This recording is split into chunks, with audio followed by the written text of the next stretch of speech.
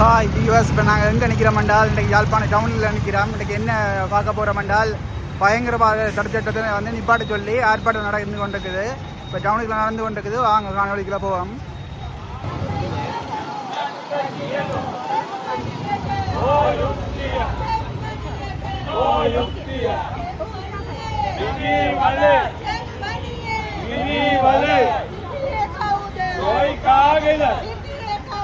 कोई कागज महापौलवट पास के रुए महापौलवट पास के रुए कागे कले देती अन्नर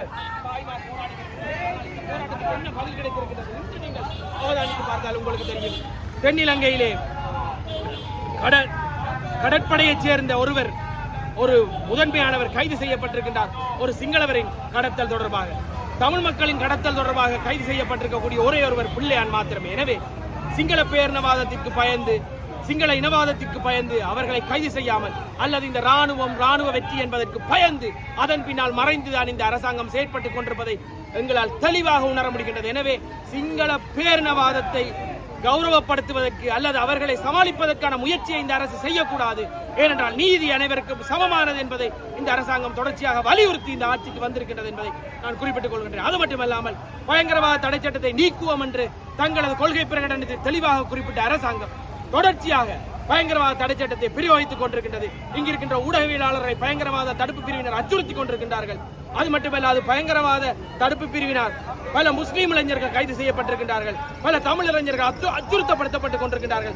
தொடர்ச்சியாக 9 மாதம் தடுத்து வைக்கப்பட்டிருந்த சொகை குற்றமற்றவர் என இந்த அரசின் கீழ் விடுதலை செய்யப்படுகின்றார்.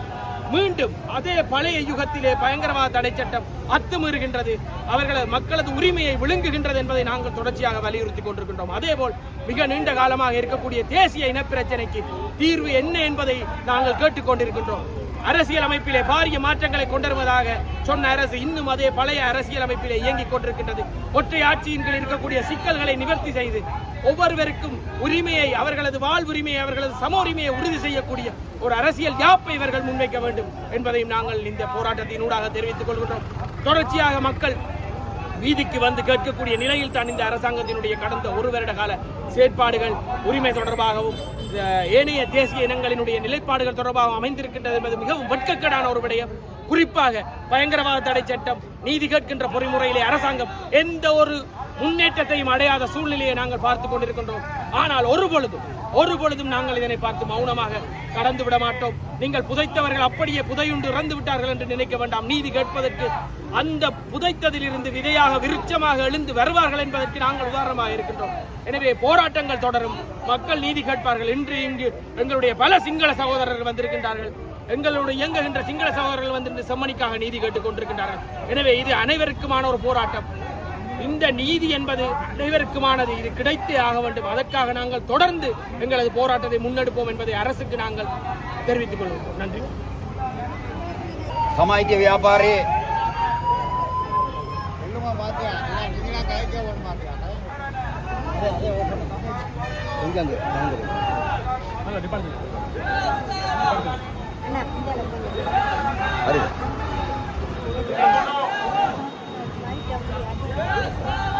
මම ඉන්ද්‍රානන්ද සිල්වා සමාජීය ව්‍යාපාරයේ කැඳවුම් කරු අද ජනාරගල ව්‍යාපාරයේ ලෙස ඒ වගේම සමාජීය ව්‍යාපාරය අද මෙතෙන්ට සමාජිකයෝ ඔක්කොම ඇවිල්ලා සමාජීය ව්‍යාපාරය ලෙස අපි මේ උද්ඝෝෂණය කරන්නේ සෙම්මෙනි නැවත වල දැමීමට ඉඩ නොදෙමු කියන සටන් පාඨය ඔස්සේ. මොකද මේ ඉතිහාසයේ පුරා වල දාපු අසාධාරණ ලෙස අයුක්ති සහගත ලෙස මරා දාලා හංගපු එයාට යුක්තියට වෙලා නැහැ. මම අද සමාජීය ව්‍යාපාරයේ කැඳවුම් කරු ලෙස කටයුතු කරන අතරේම 87 89 අරගලේ වෙලාවේ මම යුද හමුදා පොලිසිය නිත්‍ය ඡායාරූප ශිල්පියා. එඳා ඔය ඝාතනය කරපු දහස් ගානකගේ ඡායාරූප ගත්තු ඡායාරූප ශිල්පියා මම. එඳා රනිල්ලගේ බටලන්ද වදකාගාරයේ ඉඳන් ඒ තැන් වලට ගිහිල්ලා ෆොටෝ ගත්තු ෆොටෝ කැපුවා මම. එඳා මගේ ඇහෙන් දැකපු ඉතිහාසයක් තියෙනවා. දැන් මේ අලුත් ආණ්ඩුවක් ඇවිත් තියෙනවා. ඒ අලුත් ආණ්ඩුවත් පරණ ආණ්ඩුව වගේම මරා දෙමුවන්ට, අතුරුදහන් වූවන්ට යුක්තියට නොකර ඒගොල්ලෝ වෙන වෙන බයිලා ගහනවා. මම CID එකට කට උත්තරයක් දුන්නා. බටලන්ද ගැන මම දැකපුවා. අදටත් මගෙන් එක වචන බිඳක් අරගෙන නැහැ CID එක. මහ ලොකුට පෙන්නනවා, පම්පෝරි ගහනවා. මේ ආණ්ඩුව නීතිය ඉටු කරනවලු යුක්තිය ඉටු කරනවලු. හැබැයි අතුරුදහන් වූවන් පිළිබඳ මොකුත් නැහැ. එහෙනම් අපි මේ අද අපි මේ උද්ඝෝෂණය කරන්නේ සමාජීය ව්‍යාපාරයේ ලෙස චෙම්මිනි නැවත වළඳවීමට ඉඩ නොදෙනු කියන පණිවිඩය අරන් යන්න. මොකද අපි දන්නවා මේ චෙම්මිනි මතුනේ නිකන් නෙමෙයි කිශාන්ති කුමාරස්වාමීගේ දූෂණය කරලා මරා දාපු ඒ අහිංසක පාසල් දරුවෙකුගේ ඝාතනය සම්බන්ධ කාරණයක් තුල මම්මගේ ඇස් දෙකෙන් දැකලා තියෙනවා දකුණේ වදාගාරවල අහිංසක කෙල්ල දූෂණය කර මාස ගණන් අවසානයේ මරා දාපු රණවිරුව නමින් අභිෂේකගත්තු යවුන් යුද්ධය ඇතුලේ දකුණේ වීරයෝ වගේ අවසාන ගමන් ගිහපු තුවාන් මුතාලිෆ්ලා ලකී අල්ගමලා LTT එක අතින් මැරිච්ච හින්දා වීරයෝ වුණා දකුණේ මගේ ඇස් දෙකෙන් දැක්කා කෙල්ල දූෂණය කර මරපු විදිය එදා දකුණේදී එහෙම වුන් වීරයෝ වුණා යුද්ධය හරහා අපි දන්නවා මේ උතුරේදීත් ඒ වගේම කිශාන්ති කුමාරස්වාමීලා විතරක් නෙමෙයි අම්පාරේ කෝණේශ්වරලා විතරක් නෙමෙයි දූෂණය කරලා යෝනි මාර්ගයට බෝම්බ දාලා පුපුරවා හැරපු සහෝදරියෝ පිළිබඳ අපි දන්නවා. ඒ නිසා මේ හැමෝටම යුක්තියට නොවි මේව වලදාන්න දෙන්න බෑ. එහෙනම් අද අලුත් පාලනයක් ඇවිල්ලා අනුර කුමාර දිසානායක ඇවිල්ලා අවුරුද්ද පහ පැනලා අපි අහනවා ලැජ්ජ නැද්ද ඕගොල්ලන්ට? උතුරු නැගෙනහිර පළවෙනි වතාවට තමන්ගේ අපේක්ෂකව පැත්තකින් තියලා අනුර දිසානායකලාට ඡන්ද දුන්නා.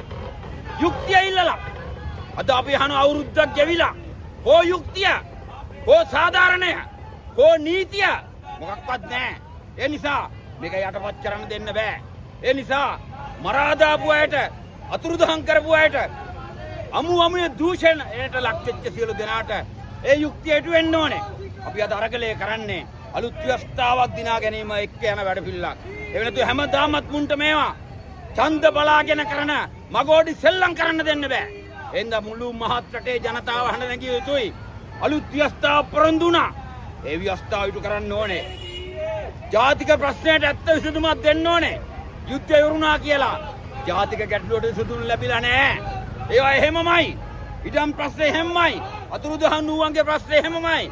දේශපාලන හිරකරුවෝ ඉන්නවා අවුරුදු 35ක් හිරේ. තව දේශපාලන හිරකරුවෝ ඉන්නවා අවුරුදු 17ක් නඩුව අහලා නැහැ. එද අපි අහනවා යුක්තිය මේකද? සාධාරණය මේකද?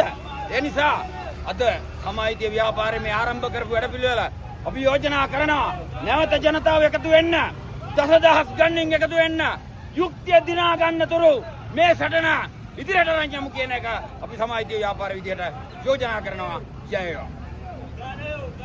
மக்கள் போராட்ட முன்னணி சார்பாக இந்த போராட்டத்தை கலந்து கொண்டிருக்கின்றேன். தெரியும், இந்த போராட்டத்தினுடைய கோஷமாக இருப்பது செம்மணிக்கு நீதி வேண்டும் என்பது. செம்மணி என்பது நாட்டுடைய இனவாத யுத்தத்தினுடைய ஒரு அடையாளம். நாட்டுடைய பேரினவாதம், நாட்டுடைய சாதாரண தேசிய இனங்களை கொண்டு குவித்தவுடைய ஒரு அடையாளமாகத்தான் செம்மணி இருக்கிறது. நாங்கள் செம்மணிக்கு நீதி கேட்பது ஒன்று, அங்கே கொண்டு குவிக்கப்பட்ட மக்களுடைய உறவினர்களுக்கு அதற்கான நீதி பெற்றுக் கொடுக்கப்பட வேண்டும். அடுத்தது, அவ்வாறான செம்மணி போன்ற சம்பவங்கள் இந்த நாட்டிலே நடைபெறாமல் இருக்க வேண்டும். அப்படியானால் என்ன செய்ய வேண்டும்? எங்களுக்கு தெரியும், ஒரு 76 வருடங்களாக இந்த நாட்டை ஒரு ஆளும் வர்க்கம் தொடர்ந்து ஆட்சி செய்து வந்த சூழலில் அதற்கு மாற்றீடாக அவருடைய பொருளாதார கொள்கைக்கு மாற்றீடாக அவருடைய அரசியல் கொள்கைக்கு மாற்றீடாக அவர்கள் செய்து வந்த எல்லா நடவடிக்கைக்கும் மாற்றை தருவோம். மக்கள் சார்பான ஆட்சியை தருவோம். மக்களுக்கு நீதியை பெற்றுக் கொடுப்போம். சம உரிமையை சமூக நீதியை நிலையாட்டுவோம் என்ற பெயரிலே நாட்டிலே ஒரு ஆட்சி அதிகாரம் நிலைநிறுத்தப்பட்டிருக்கிறது. எங்களுக்கு தெரியும், கடந்த வரலாறு காலம் முழுவதிலும் தமிழ் மக்கள், குறிப்பாக வடக்கு கிழக்கு வாழ்ந்த மக்கள் தங்களுடைய இனம் சார்ந்த இன அரசியல் சார்ந்த 76 வருடங்களாக இந்த நாட்டை மாறி மாறி ஒரு ஆளும் வர்க்கம் மாறி மாறி இடத்தை மாறியும் தலைகளை மாறியும் நாற்காலியை மாற்றியும் ஆட்சி செய்து வந்தது. அந்த ஆட்சி அதிகாரம் நாட்டுடைய பொருளாதாரத்தை சீர்குலைத்தது, பொருளாதாரத்தை குழிதோண்டி புதைத்தது. மறுபுறத்திலே தங்களுடைய ஏகாதிபத்திய திறந்த பொருளாதார நடைமுறையை முன்னெடுப்பதற்காக இனவாதத்தை தூண்டி நாட்டில் வாழக்கூடிய தமிழ், சிங்கள, முஸ்லிம், மலையக மக்களிடையே தொடர்ச்சியாக இனவாதத்தை வைத்துக் கொண்டு அந்த இனவாத முகாமுடிக்குள்ளே தன்னுடைய ஆளுமர்க்க நலனையும் தன்னுடைய பொருளாதார நலத்தையும் முன்னெடுத்து வந்தது. ஆனால் கடந்த வருடம் அந்த முழு கொள்கைக்கு மாற்றீடாக மக்கள் ஆட்சியை தருவோம், மக்களுக்கான சமூக நீதியை பெற்று தருவோம், மக்களுக்கான நீதியை பாதிக்கப்பட்டவர்களுக்கான நீதியை பொருளாதார நீதியை பெற்றுத் தருவோம் என்று சொல்லிக்கொண்டு ஆட்சிக்கு வந்த அனுரகுமார திசாநாயக்கவுடைய ஆட்சி ஒரு வருடத்தை கடந்திருக்கின்ற நிலையிலே அந்த 76 வருடங்கள் ஆட்சி அதிகாரத்தின் பாதையிலிருந்து அந்த பயண பாதையிலிருந்து ஒரு அங்குலமேனும் அசையாத ஒரு அங்குலமேனும் மாற்றி வைக்காத ஒரு பயணத்தை தான் அனுரகுமார திசாநாயக்கவும் அவருடைய தேசிய மக்கள் சக்தியும் முன்னெடுத்து செல்கின்றது என்பதை இந்த இடத்தில் நான் கூறிக்கொள்ள விரும்புகிறேன். குறிப்பாக நாங்கள் ஏற்கனவே பேசியது போல நாட்டினுடைய இனவாதத்துக்கு பாதுகாப்பு அளித்து இனவாதத்தை கட்டி அதன் ஊடாக ஒரு ஆட்சி அதிகாரத்தை கொண்டு செல்வதற்கு துணை நின்றது நாட்டுடைய அரசியல் அமைப்பு. அந்த அரசியல் அமைப்பு தான் நாட்டுடைய தேசிய இனங்களை கூறு போட்டு பிடித்து அவர்களை பொருளாதார ரீதியாகவோ இன ரீதியாகவோ சமூக ரீதியாகவோ முன்னேறுவதற்கு தடையாக இருந்து வந்தது. எனவே இவர்கள் சொன்னார்கள் நாங்கள் ஆட்சிக்கு வந்தவுடன் ஒரு மக்கள் சார்பான அரசியலமைப்பை கொண்டாடுவோம் என்று. ஆனால் அதற்கான எந்த முன்மொழிவும் எந்த முயற்சியும் இதுவரை செய்யப்படவில்லை. மாறாக அந்த அரசியல் அமைப்பு தந்திருக்கக்கூடிய பயங்கரவாத தடை சட்டம் இவர்களுடைய கட்சி 70களிலே போராடிய போது பலரை காவு கொண்ட அந்த சட்டம் இவர்கள் பல தடவை போராடிய அந்த சட்டத்தை இன்று தங்களுக்கு துணையாக அழைத்துக் கொண்டு பயங்கரவாத சட்டத்தை துணையாக அழைத்துக் கொண்டு தமிழர்கள் மாத்திரமல்ல சிங்கள போராட்டக்காரர்களையும் சிங்கள சகோதர போராட்டக்காரர்களையும் அடக்குவதற்கு எந்தவித வெட்கமுமே இல்லாமல் இந்த அரசு அதை பயன்படுத்தி வருகிறது. எனவேதான் நாங்கள் இங்கே வலியுறுத்துவது என்னவென்றால், ஒன்று, இதுவரை நாட்டில் நடந்த இனவாதத்தின் பேரில் பேரினவாதத்தின் பேரில் நடந்த எல்லா அநீதிகளுக்கும் அது செம்மணி உட்பட எல்லா அநீதிகளுக்கும் பாதிக்கப்பட்ட மக்களுக்கு நீதி பெற்றுக் கொடுக்கப்பட வேண்டும். பாதிக்கப்பட்ட மக்களுக்கு நியாயம் பெற்றுக் கொடுக்கப்பட வேண்டும். அதே நேரத்தில் இந்த நாட்டில் இன்னொரு இனவாத யுத்தம் இடம்பெறாமல் இருக்க, இன்னொரு இன முரண்பாடு இடம்பெறாமல் இருக்க, நாட்டில் வாழக்கூடிய தமிழ், சிங்கள, முஸ்லிம், மலையக தேசிய இனங்கள் சுயமாக வாழக்கூடிய ஒரு சமூக கட்டமைப்பை உருவாக்கக்கூடிய அரசியல் அமைப்பு உருவாக்கப்பட வேண்டும். அந்த அரசியல் அமைப்பு மக்கள் உட்பட நாட்டுடைய இளமையை பாதுகாக்கக்கூடியதாக அமெரிக்காவுக்கோ இந்தியாவுக்கோ மேற்குலகத்துக்கோ தன்னுடைய பொருளாதாரத்தையும் சமூக அரசியலையும் தாரை வாழ்க்காத சுயாதிபத்தியத்துடன் இந்த நாட்டை ஆளக்கூடிய ஒரு புதிய அரசியல் அமைப்பு உருவாக்கப்பட வேண்டும். அந்த அரசியல் அமைப்பு கூடாக நாட்டில் இருக்கக்கூடிய அனைத்து அடக்குமுறை சட்டங்களும் நீக்கப்பட்டு மக்களுக்கான நீதியை பெற்றுக் கொடுக்கக்கூடிய ஒரு சமூக கட்டமைப்பு உருவாக்கப்பட வேண்டும். எனவே அதை நோக்கிய இந்த போராட்ட பயணம் என்பது சமூக உரிமை இயக்கமாக இருக்கட்டும், மக்கள் போராட்ட முன்னணியாக இருக்கட்டும், நாங்கள் தொடர்ந்தும் மக்களுக்கான நீதி கிடைக்கும் வரை, நாட்டில் புதிய அரசியலமைப்பு உருவாக்கப்படும் வரை எங்களுடைய போராட்டம் தொடரும். நாட்டில் உள்ள அனைத்து உழைக்கும் மக்களுக்கும் நேரத்தை நாங்கள் சொல்லிக் கொள்வது, உங்களுக்கு இருக்கக்கூடிய ஒரே பாதை போராட்டம் மட்டுமே. மக்கள் போராட்டத்தால் மட்டுமே இந்த அமைப்பு முறையை மாற்றி அமைக்க முடியும். எனவே வாருங்கள், கைகோர்த்து கொண்டு போராடுவோம், முன் செல்வோம், வெற்றி பெறுவோம் என்று கூறுகிறது. ජාතික කමිටු සමාජික අද අපි යාපනය මම තැන්නේ ඥානන්ද හාමුදුරුවෝ සමයිති ව්‍යාපාරයේ ජාතික කමිටු සමාජික අපි අද යාපනයට ආවේ මේ වෙද්දි නැවත වතාවක් අලුත් ආණ්ඩුව NPP ආණ්ඩුව යටතේ මර්දන පනතක් නැවත ගේනවා කියලා ඔවුන් කියලා තියෙනවා. ඒ වගේම ත්‍රස්තවාදී වැළැක්වීම පනත සම්බන්ධයෙන් තවම ඔවුන්ගේ ස්ථාවරයක් දක්වන්නේ නැහැ. ඒ වගේම පෞද්ගලික කාල අපි දැක්කා බටලන්ද කොමිසම සම්බන්ධයෙන් ආපු ප්‍රශ්නයේදී බිමල් රත්නායක මහත්තයා ඇමතිවරයෙක් විදිහට කිව්වේ ජාත්‍යන්තර මට්ටමේ පරීක්ෂණයක් කරලා ඒකට රනිල් වික්‍රමසිංහ මහත්තයාට දඬුවම් කරන්න කමිටුවකුත් පත් කරනවා කියලා දැන් මම හිතන්නේ මාස 5කට වැඩි කාලයක් යනවා. ඒක පිළිබඳ කිසිම ක්‍රියාමාර්ගයක් අරගෙන නැහැ. දැන් මෙන්න මේ තත්ත්වයන් තුළ අපිට පේනවා දකුණේ සූර්යකන්ද, බටලන්ද වගේම උතුරේ චෙම්මනි ඇතුළු